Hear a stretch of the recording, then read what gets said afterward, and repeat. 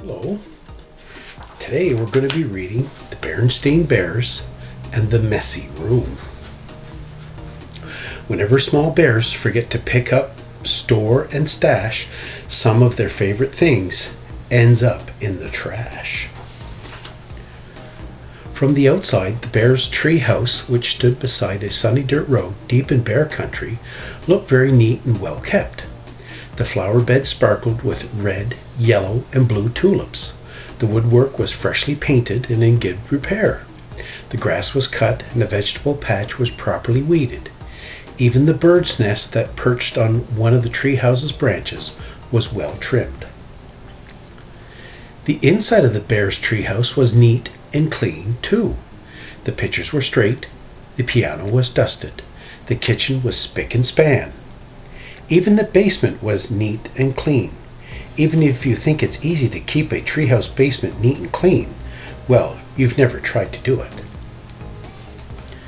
Yes, the bear's treehouse was a lesson in neatness and cleanliness, except for one place. Brother Bear and Sister Bear's room. It was a mess. The Dutch catching, wall-to-wall, helter-skelter mess. A half-done jigsaw puzzle gathered dust in one corner of the room. A group of brother dinosaur models collected cobwebs in another. Sister stuffed animals were everywhere. As for the cub's big storage closet, well, just be careful how to open it. It wasn't that brother and sister were naturally messy. They tried to keep their room straight. They made their beds, most of the time. And they swept and picked up once in a while. The trouble was that when cleanup time came, they spent most of their time arguing than cleaning. "How am I supposed to sweep with your dumb dinosaurs all over the floor?" argued Sister. "They're not toys, they're models. And don't move them. I'm working on a setup of a oh my gracious, there's a big word. A Pleistocenic age," brother protested. "Pleistocenic, schmiedocenic," shouted Sister. Not only was brother and sister's room a mess, but brother and sister were getting to be a mess too, always arguing about cleanup chores instead of sharing the job and working as a team. What usually happened was that while the cubs argued about whose turn it was to do what, Mama took the broom and did the sweeping herself, and often she did the pick-up too. That was the worst part, the picking up, and the putting away. Well, the mess just seemed to build up and build up until one day, maybe it was because Mama's back was a little stiff, or maybe it was stepping on brother's airplane cement, or maybe she was just fed up with the messy room, but whatever it was, Mama Bear lost her temper. She stormed into the cub's room with a big box. "The first thing we have to do is get rid of all this junk," she said. "Junk," said brother and sister, watching in horror as Mama began to throw things into the box. "My teddy isn't junk," screamed Sister.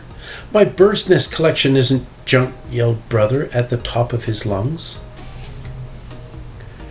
The screaming and yelling got so loud that it reached Papa, who was in his workshop putting the finishing touches on a batch of chairs that was ordered by one of his customers. He couldn't imagine what was wrong.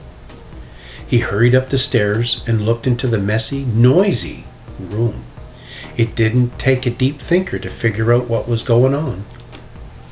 "Quiet!" Papa got Mama's and the cubs' attention and called a family meeting right then and there. "Now the mess had really built up in this room," he said. "In fact, it's the worst case of messy buildup I've ever seen. And it isn't fair," he continued. "It isn't fair to your Mama and me, because we have a lot of other things to take care of. And it isn't fair to you, because you really don't have fun or relax in a room that's such a terrible mess." "But Mama's putting all my things into that box, even my teddy," said Sister. "And my things too," cried brother. Then Papa got an idea. "A box. Yes," he said. "Better yet, a lot of different kinds of boxes. A big toy box for your larger toys. I can make one for you in my shop, and some smaller ones for your collections and models. And how about the one of those boards with holes and pegs to hand stuff on? Asked Sister. A pegboard, said Papa. Great idea. All this room needs is a little organization. A little organization and a few rules, added Mama. Rules about more sweeping and less arguing, and not leaving things to gather dust and cobwebs. Papa set to work making a fine big toy box and a large pegboard, while the cubs and Mama sorted out toys, books, games, and puzzles, and put them into boxes that fit neatly into the closet. Every box was clearly labeled. Some of the cubs' things did end up in Mama's throwaway box. Not Sister Teddy, of course, but some of Brother's bird nests, the crumbling and falling apart ones.